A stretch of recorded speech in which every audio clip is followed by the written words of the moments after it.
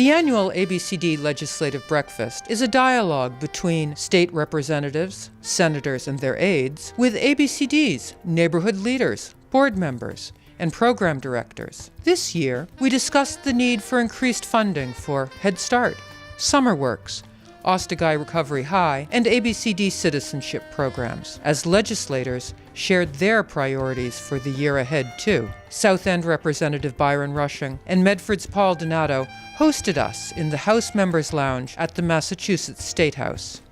I am delighted to welcome members of the State Senate and House of Representatives and their legislative aides to this year's ABCD Legislative Breakfast. This is a very important event, for it enables us to exchange information regarding significant issues that affect disadvantaged people in Boston, as well as Malden, Everett, and Medford. We're expanded and we have other places we go. And I can't tell you that there's a cure for homelessness, because there isn't. So I can only ask that we work with the system we have, and where we can provide some compassion to the front door of people trying to get in to get help. We cannot get distracted. We have to be working on a plan. We need to be thinking about the most efficient ways that we can protect the people who we serve. A house divided cannot stand. So we need to make sure that we stay focused on what we need to do to help the people, not only in Commonwealth of Massachusetts, but throughout the country.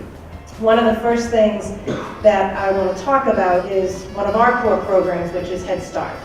It is a critical program for the most vulnerable families.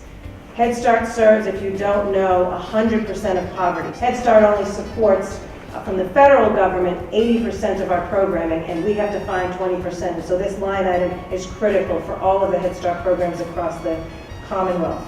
Ostegai High, for those of you who don't know, we've been around for 10 years, and we're a school for young people in recovery from substance abuse. We serve about 75 high school students a year. There's 4 other recovery high schools in the state, and amongst the 5 of us, we serve over 350.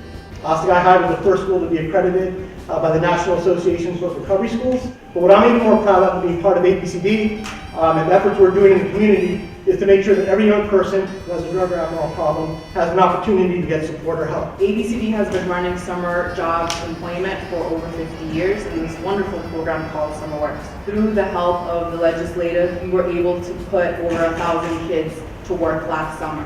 Unfortunately, we had over 4,000 applications and 4,000 kids who were looking for an opportunity to work. What I'm asking for today is for the continued support and for the budget for FY18 to be increased to $14 million for next year, as well as the supplemental budget for this year to be increased to $2.5 million for youth employment.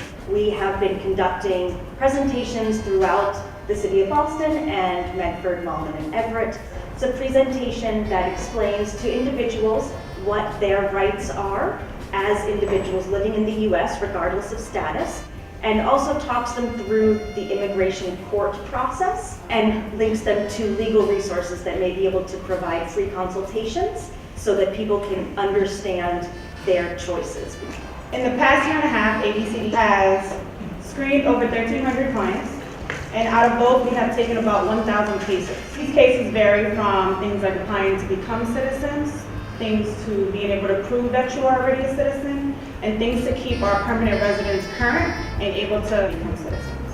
We have currently a success rate of 94%, and that has saved our clients just about $500,000. I want to mention that this is an interesting year for the legislature in that we, I think, are finally at the threshold of making some significant criminal justice reform. And when we lock up people, then take them out of the community, that contributes to homelessness, if they're not there to support their families. And we are locking up today, even though we've made some progress in reducing our prison population, roughly 5 times as many people as we were 4 years ago in this state. Thank you.